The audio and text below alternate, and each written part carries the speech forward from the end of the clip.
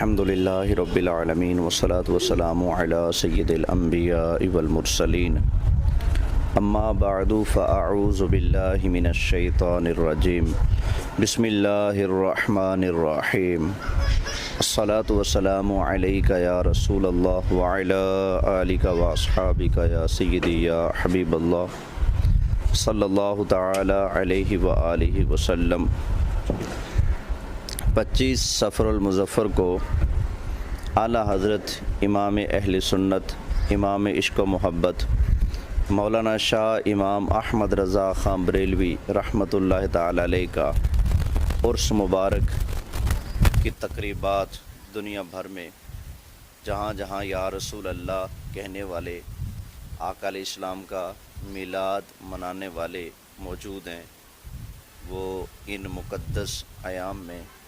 آپ کے عرس کی تقریبات کرتے ہیں اور انشاءاللہ تعالی کرتے رہیں گے۔ امام اہل سنت مولانا شاہ احمد رضا خان بریلوی رحمۃ اللہ تعالی علیہ، آپ ایک بہت بڑے علمی خاندان، علمی گھرانے میں پیدا ہوئے۔ قدرت نے بے پناہ صلاحیتوں سے آپ کو نوازا، خصوصاً علمی لحاظ سے اپنے دور میں، اور آپ کے بعد اب تک کوئی ایسا عالم پیدا نہیں ہوا جو آپ کے پائے کا عالم ہو، آپ کے مد مقابل جس کو پیش کیا جا سکے۔ اتنا اللہ تعالیٰ نے آپ کو نوازا ہے، اتنا آپ پر کرم کیا۔ بچپنے کے اندر ہی آپ تمام مروجہ علوم کو پڑھ کر 14 سال کی عمر میں آپ نے پہلا فتویٰ بھی دیا اور آپ مفتی اسلام بھی بن گئے۔ 14 سال کی عمر میں عالم بن جانا، مفتی بن جانا، یہ غیر معمولی بات ہے، یہ بہت بڑی بات ہے جو اللہ تعالیٰ نے آپ کو عطا فرمائی ہے۔ امام اہل سنت کے علمی کمالات بہت سارے ہیں جن کو گنوانا اس تھوڑے سے وقت کے اندر بالکل ممکن نہیں ہے۔ علماء نے ان علوم کی فہرست تیار کی ہے کہ جن علوم پر اللہ تعالیٰ نے آپ کو کامل دسترس عطا فرمائی تھی۔ پہلی تحقیق یہ منظر عام پر آئی کہ اعلیٰ حضرت امام اہل سنت کو اللہ تعالیٰ نے اپنے فضل اور کرم سے 55 علوم پر مہارت تامہ عطا فرمائی۔ پھر بعد کی جو تحقیقات ہیں وہ 100 سے زائد علوم علماء نے گنوائے ہیں، شمار کیے ہیں، جن پر امام اہل سنت کو اللہ تعالیٰ نے مہارت تامہ عطا فرمائی ہے۔ آپ کا حافظہ بھی بلا کا تھا، اللہ تعالیٰ نے نوازا جو بہت ہے نا۔ آپ کے نام کے ساتھ کسی نے لکھ دیا حافظ، آپ نے ابھی تک قرآن پاک حفظ نہیں کیا تھا، تو سوچا کہ کسی نے میرے نام کے ساتھ حافظ لکھ دیا ہے تو اس لکھنے والے کی بات غلط نہ ہو، تو مجھے حفظ کر لینا چاہیے۔ تو اعلیٰ حضرت امام اہل سنت مولانا شاہ احمد رضا خان بریلوی رحمۃ اللہ تعالی علیہ نے رمضان شریف کے دن آ چکے تھے، آپ نے روزانہ یا مغرب سے لے کر عشاء تک یا پھر عشاء کی اذان سے لے کر جماعت تک جو 15-20 منٹ ہوتے ہیں، اس میں آپ روزانہ ایک پارہ دہرا لیتے تھے، اور اللہ کا کرنا ایسا تھا کہ آپ جو سبق پڑھتے ہیں آپ کو یاد ہو جاتا۔ یہ دیگر جو کتب تھیں ان کا جو آپ مطالعہ فرماتے تو وہاں بھی آپ کی یہ کیفیات تھیں۔ جس کتاب کو آپ ایک مرتبہ اپنی نظر سے گزار لیتے، جس کا مطالعہ فرما لیتے، زندگی بھر کے لیے اس کا مضمون بما اس کے ابواب، صفحات، یہ سب کچھ آپ کو یاد ہو جاتا تھا۔ تو قرآن حکیم آپ ایک مرتبہ پارہ کھولتے، ایسے پڑھتے، اور عشاء کی اذان کے بعد جب تراویحوں کی جماعت ہوتی آپ مصلی پر تشریف لے جاتے اور مصلی میں آپ وہی پارہ سنا دیتے جو آپ نے اسی دن یاد کیا ہوتا تھا۔ تو یوں ایک مہینے میں رمضان شریف میں اعلیٰ حضرت امام اہل سنت نے قرآن مجید حفظ کر لیا۔ یہ اللہ تعالیٰ کا فضل ہے ان کے اوپر، اللہ تعالیٰ اس کا قطرہ ہم سب کو بھی نصیب فرمائے۔ اللہ ہمارے حافظوں میں برکت عطا فرمائے۔ اچھا، امام اہل سنت رحمۃ اللہ تعالی علیہ سے کچھ لوگوں کو حد درجے کی تکلیف ہے۔ تکلیف اس لیے نہیں کہ امام اہل سنت رحمۃ اللہ تعالی علیہ نے ان کا کوئی حق مارا، ان کی جائیداد ماری، ان کی زمین مار لی، یا ان کو کوئی گالیاں دیں، یا ان کے ساتھ کوئی پرانی خاندانی دشمنی چلتی آ رہی ہو، نہ، ایسا کچھ بھی نہیں تھا، بلکہ وہ امام اہل سنت کے دشمن محض اس لیے ہو گئے کہ ان کے بڑوں نے، ان کے باپ داداؤں نے نبی کریم علیہ السلام کی بارگاہ میں، صحابہ کرام علیہ رضوان کی بارگاہ میں، بالخصوص اللہ تعالیٰ کے بارے میں جو عقائد وضع کیے اور جن میں صراحتاً بے ادبی اور توہین پائی جاتی تھی، یا ان میں ضروریات دین کا انکار تھا یا پھر توہین اور گستاخی تھی، تو اعلیٰ حضرت امام اہل سنت نے ان کا رد فرمایا، ان کا شرعی حکم بیان فرمایا۔ یہی وجہ ہے کہ بر صغیر کے ہزاروں علماء ہیں، اور ان میں سے کسی کا بھی نام لیں، کسی دیوبندی وہابی کو تکلیف نہیں ہوتی، لیکن جب اعلیٰ حضرت امام اہل سنت مولانا شاہ احمد رضا خان بریلوی تاجدار بریلی رحمۃ اللہ تعالی علیہ کا نام لیا جاتا ہے تو ان کو وہ تکلیف ہوتی ہے، لگتا ہے جیسے کوئی پرانا درد تھا جس کے اوپر ہاتھ لگ گیا تو مریض چونک اٹھا ہے، اتنی تکلیف ہوتی ہے۔ تو یہ کیونکہ اعلیٰ حضرت امام اہل سنت نے ان کی حفوات کو، ان کی واہیات کو، اور ان کی کفری اور گستاخانہ عبارات کو اور ان کے غلیظ عقائد کو آپ نے ایکسپوز کیا، اور لوگوں کے سامنے ان غلط عقائد کو پیش کر کے ان کا رد فرمایا۔ یہی وجہ ہے کہ امام اہل سنت سے ان لوگوں کو تکلیف ہے کہ انہوں نے شرعی تقاضا کیوں کیا پورا، انہوں نے شرعی رہنمائی کیوں کی عوام کی، انہوں نے ہمارے بزرگوں پر فتویٰ کیوں لگایا۔ اچھا، ایسے عجیب لوگ ہیں امام اہل سنت پہ غصہ کریں گے، اور بیچارے لاچار اور مجبور اتنے ہیں، اتنے لاچار ہیں کہ اپنے بزرگوں کا دفاع کرنے کے لیے تیار نہیں، اور نہ کر سکتے ہیں، اس لیے کہ جو واضح کفر ہے اس کا کیا دفاع کیا جائے گا، اس کی کیا تعویل کی جائے گی۔ تو خیر، تو یہ لوگ پھر نا امام اہل سنت سے لوگوں کو بدنام کرتے ہیں، کہتے ہیں جی وہ بدعات کے موجد تھے، بدعتیں ایجاد کرتے تھے، وہ شرکیہ عقائد کی ترویج کرتے تھے، اشاعت کرتے تھے، ان کے عقائد کے اندر شرک پایا جاتا ہے، وہ بدعات ایجاد کرنے والے تھے، وغیرہ وغیرہ، اس طرح کی باتیں بنا کر وہ امام اہل سنت کے بارے میں چھوڑ دیتے ہیں۔ اب ذرا امام اہل سنت کا علمی کمال بھی سنیے، اور یہ بھی سنیے کہ جس بد مذہب کو ایک مرتبہ امام اہل سنت کو تعصب ہٹا کر پڑھنے کا موقع مل گیا، اللہ نے اس کو سنی کر دیا۔ ہم کہتے ہیں مرو امام اہل سنت کو پڑھو تو سی ایک مرتبہ، اور امام اہل سنت پہ بک بک کرنے والوں اور یہ کہنے والوں کہ وہ عالم نہیں تھے، یہ نہیں تھا، وہ نہیں تھا، ایک مرتبہ ان کو پڑھو تو صحیح،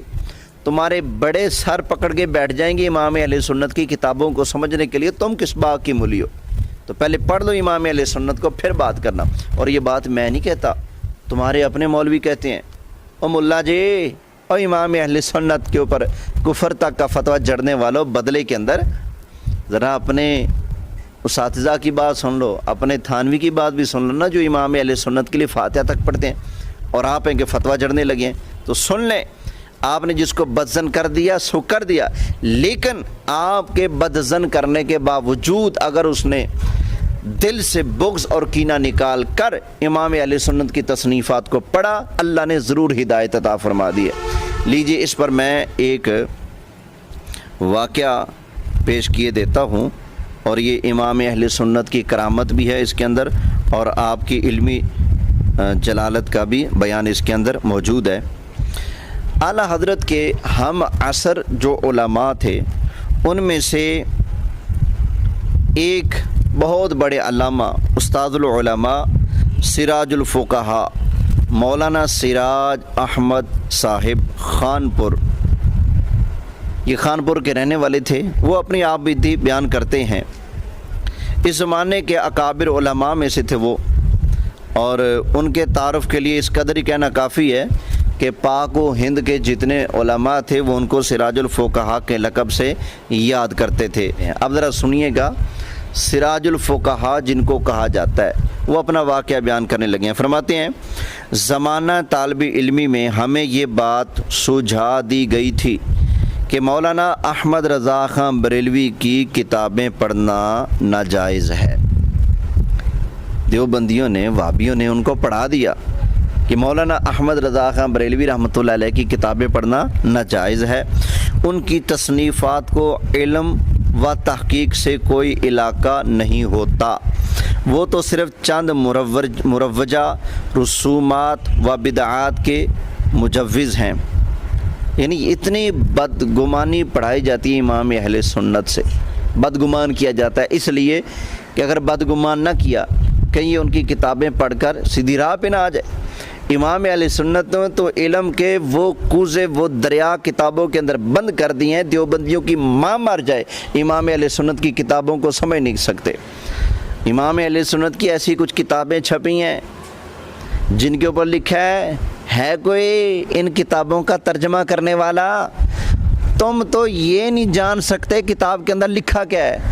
یہ کون سی بولی ہے، کون سی زبان ہے، اس کا مطلب کیا ہے، مضمون کیا ہے، موضوع کیا ہے، کتاب کس حوالے سے لکھی گئی، تم تو اتنا جاننے کی لیاقت نہیں رکھ سکتے۔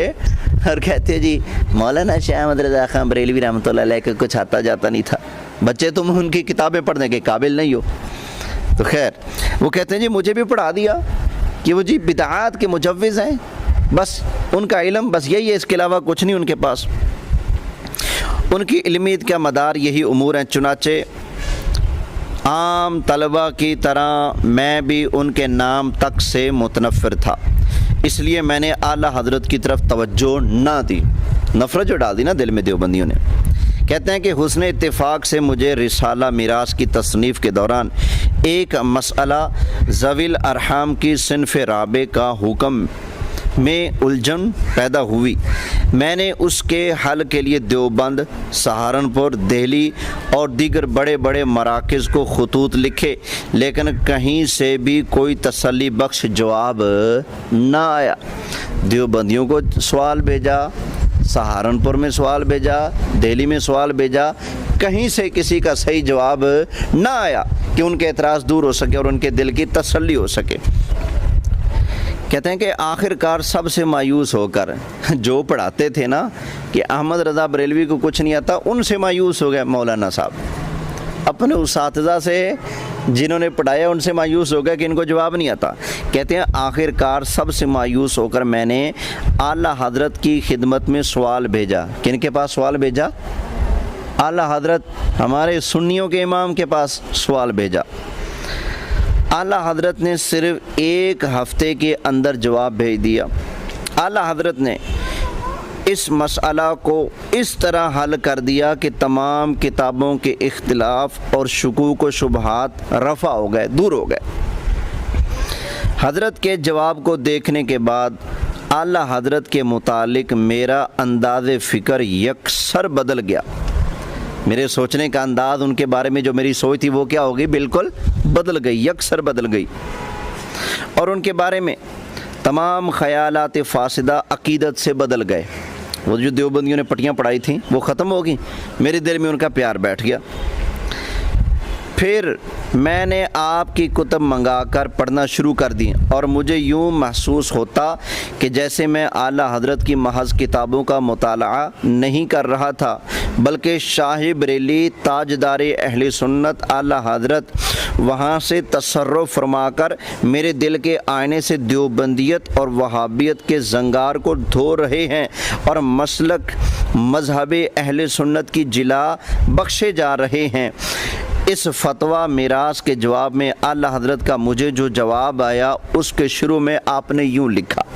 آپ نے جو جواب دیا نا تو جواب لکھنے سے پہلے امام اہل سنت نے یہ لکھا، سائل فاضل ہداہ اللہ تعالی، اس سائل کو، اس عالم کو مسئلہ پوچھنے کو اللہ ہدایت عطا فرمائے۔ حالانکہ پہلے ملاقات نہیں، کوئی جان پہچان نہیں، پہلی مرتبہ خط بھیجا امام اہل سنت کو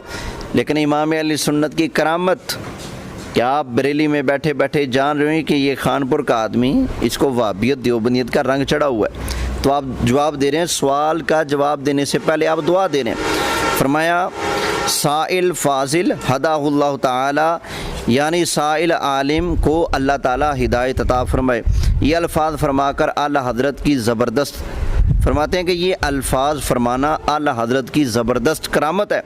گویا کہ آپ نے اپنے کشف سے میری وہابیت کو معلوم کر لیا اور ذرہ نوازی فرما کر جواب میں میرے لیے دعائیہ کلمات لکھ دیے جو میری ہدایت کا سبب بنے ہیں۔ جس کو ساری زندگی دیوبندیوں نے پٹیاں پڑھائیں کہ احمد رضا کو کچھ نہیں آتا، جب ان کی گڈی پھنس گئی